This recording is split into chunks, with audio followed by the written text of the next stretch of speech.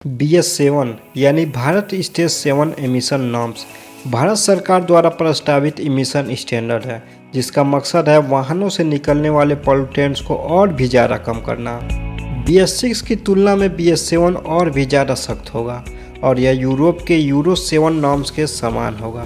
BS7 अभी लागू नहीं हुआ है, लेकिन आने वाले 2027 से 2028 में इसे पूरे देश में लागू किया जाएगा। BS6 और BS7 में फ़र्क क्या है?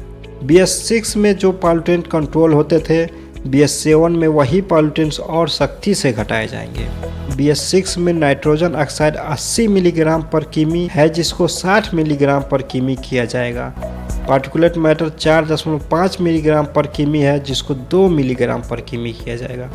हाइड्रोकार्बन प्लस नॉक्स 170 मिलीग्राम पर किमी है, जिसको 100 मिलीग्राम पर किमी किया जाएगा। और कार्बन मोनोऑक्साइड 500 मिलीग्राम पर किमी है, जिसे 400 मिलीग्राम पर किमी किया जाएगा। यानी BS7 का फोकस है अल्ट्रा लो एमिशन। BS7 में क्या क्या नया होगा? First, advanced DPF। BS6 में DPF आया है, लेकिन BS7 में इसे और ज़्यादा एफिशिएंट बनाया जाएगा ताकि 99% से ज़्यादा सूट पार्टिकल्स रोके जा सकें। Second, improved SCR। BS7 में नॉक्स को नेचुरल करने के लिए SCR सिस्टम और ज़्यादा रिस्पॉन्सिव और स्मार्ट होगा। एडब्ल्यू का कंजप्शन ऑप्टिमाइज होगा और सेंसर्स की एक्यूरेसी बढ़ेगी। Third, real drive emissions.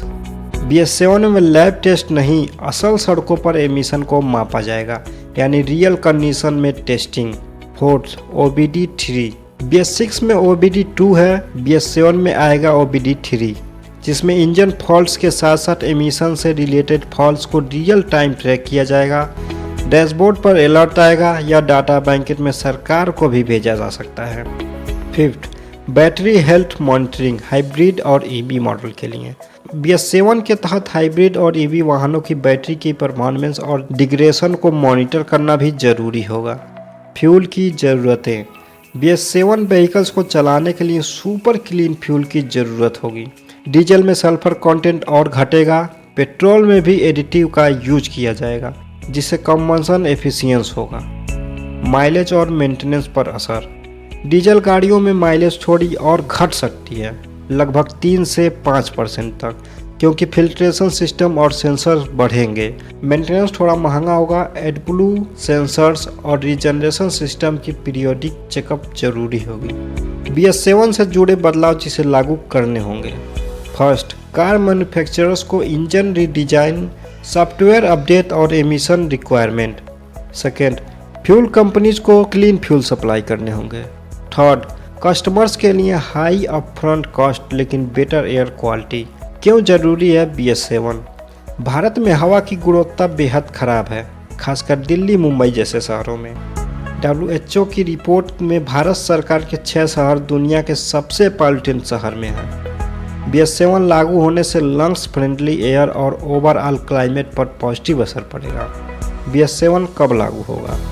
अभी कोई ऑफिशियल डेट नहीं है, लेकिन संभावना है कि 2027 से 2028 तक इसे लागू किया जा सकता है। सरकार और ऑटोमोबाइल कंपनियां मिलकर ग्रेजुअली शिफ्ट करेंगी। एक नज़र में BS6 के फायदे देखने हो और कम प्रदूषण, smart emission tracking, clean air, climate friendly, future ready hybrid और EV इंटीग्रेशन। क्या BS7 आने से कुछ फायदे होंगे या BS6 ही सही था? कमेंट में ज़रूर बताएं। अगर BS7 को और अच्छे से जानना है तो BS6 वाले इस वीडियो पे क्लिक करके अभी देखें।